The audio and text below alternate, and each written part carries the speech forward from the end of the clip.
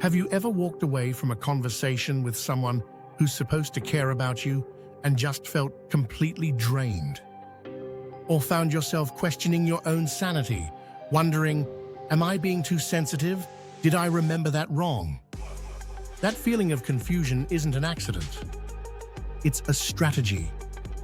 And it's a key part of a deeply destructive pattern of psychological abuse. Hi everyone, I am Jacob Hunt. Welcome back to Personal Development TV, your place for personal growth and connection. Please take a minute to like this video and subscribe to the channel for lots more resources for your personal development. Today, we're pulling back the curtain on the dark and often hidden side of narcissism. We're going to expose 7 of the most shocking tactics narcissists use to control and manipulate you. Tactics that can leave you riddled with anxiety, self-doubt, and even lead to PTSD. But we're not stopping there. More importantly, we're going to explore the secret world of fear that actually drives their behavior. Understanding this isn't about excusing what they do. It's about seeing it for what it is, a reflection of their own brokenness, not a measure of your worth. It's how you finally depersonalize the abuse and start taking your power back. The 7 shocking tactics the games a narcissist plays are often incredibly subtle. They're designed to slowly chip away at your sense of self until you don't know which way is up. But once you can name these tactics, you can see the pattern and you can start to protect yourself. Tactic number 1, gaslighting. First up is the classic gaslighting. This is a sneaky form of manipulation where the narcissist's goal is to make you question your own memory and sanity. They'll deny saying something you both know they said. They'll insist you're imagining things or tell you you're crazy for feeling hurt. For example, after a huge screaming outburst, they might look at you with a perfectly calm face and say, "What are you talking about? I never raised my voice. You're just being emotional again." Their goal is to destabilize your reality, making you so unsure of yourself that you become easier to control. Tactic number 2, projection. This one is truly mind-bending. Projection is when a narcissist accuses you of the exact things they're doing themselves. If they're cheating, they'll accuse you of being secretive. If they're lying, they'll call you a liar. If they are consumed with envy, they'll claim you're the one who's jealous of them. This serves 2 twisted purposes. First, it's a way for them to dump their own shame and guilt onto you. And second, it keeps you so busy defending yourself against their bizarre accusations that you never get a chance to focus on their actual behavior. It's a cruel and masterful diversion. Tactic number 3, triangulation. Narcissists thrive on drama, and triangulation is their favorite way to stir the pot. This is when they drag a third person into your dynamic to play you against them. They might constantly praise an ex, saying things like, "My ex never had a problem with this," leaving you feeling like you're in a competition you didn't sign up for.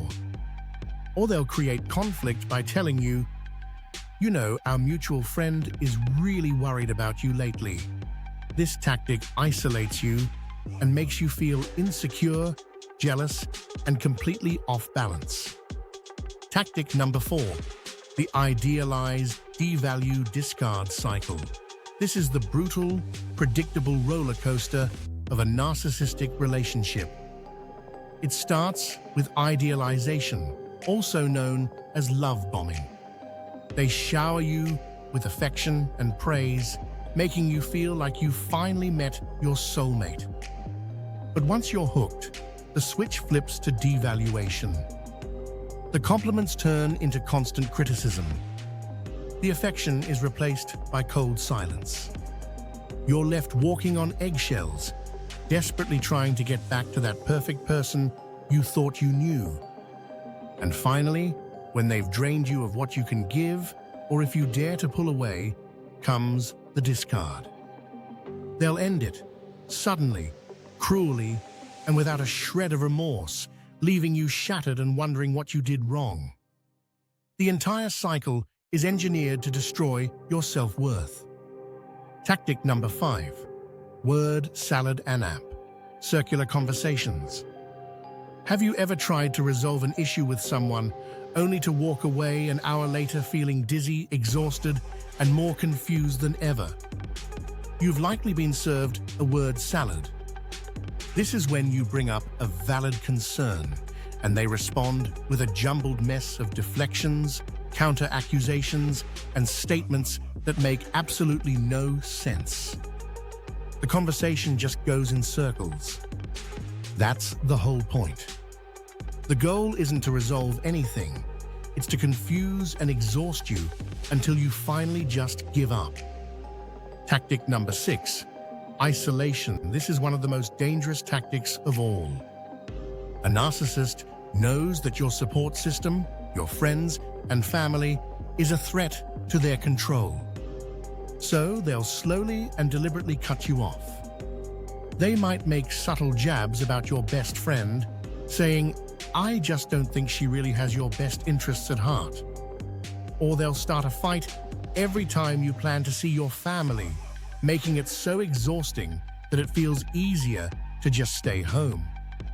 Over time, you become dependent on them, trapped and utterly alone. Tactic number 7. Smear campaigns. For a narcissist, controlling the narrative is everything. The smear campaign is their way of ruining your reputation and making sure everyone takes their side. Often, they launch it before you even leave. If they sense you're pulling away, they'll start spreading lies about you to your friends, family, and even co-workers. They'll paint you as unstable, abusive, or crazy, often cloaking it in fake concern. It's character assassination, plain and simple, designed to ensure that if you ever speak out about the abuse, no one will believe you. Recognizing these tactics is the first massive step toward freedom. As you're listening, you might be having some painful aha moments. If you feel comfortable, share in the comments which of these tactics you've experienced. Not to dwell on the pain, but to show everyone else here that they aren't alone, and they are not crazy for what they went through. So now we see the weapons they use.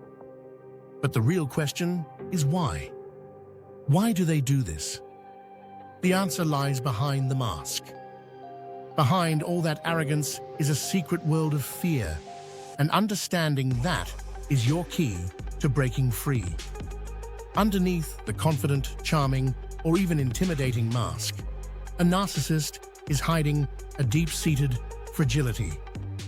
Their entire personality is a fortress built to protect a tiny, terrified core of shame and self-hatred. In fact, a growing body of research suggests narcissism is driven far more by insecurity than genuine self-love. Everything they do is about getting narcissistic supply, external validation. Since they have no stable, internal sense of self-worth, they have to constantly mine it from other people, through admiration, attention, or even fear. This is why they're so hypersensitive to criticism. Any small critique feels like a life or death threat to their fragile ego, triggering either rage or manipulation. The engine driving all this is a profound fear of abandonment. They live with a deep, often unconscious belief that if anyone saw their true, flawed self, they would be instantly rejected. So, they create a false self, the perfect, superior, charismatic persona, and then spend their lives forcing everyone around them to believe in it. Their manipulation isn't a sign of strength, it's a sign of desperation. When you realize their cruelty comes from a place of emptiness, their arrogance from insecurity and their control from a place of fear, you can finally see that their behavior was never about you. It was always about them and the black hole inside them that they can never fill. Understanding the why isn't about forgiving the abuse. It's about reframing it so you can finally put it down. The abuse was not your fault. The confusion you felt, the anxiety, the self-doubt, that was the intended result. But knowledge is power. When you can see the tactics for what they are, a desperate performance by a deeply wounded person, you can choose to stop playing a role in their drama. Healing starts the moment you stop trying to figure out how to earn their love and start understanding why you must love yourself enough to set boundaries or even walk away for good. Your reality is valid. Your feelings are justified. You have the strength to heal from this and to build a life filled with real, genuine respect and love. Thank you for watching. If this video resonated with you, please subscribe for more content on understanding these dynamics and reclaiming your life. You're not on this journey alone.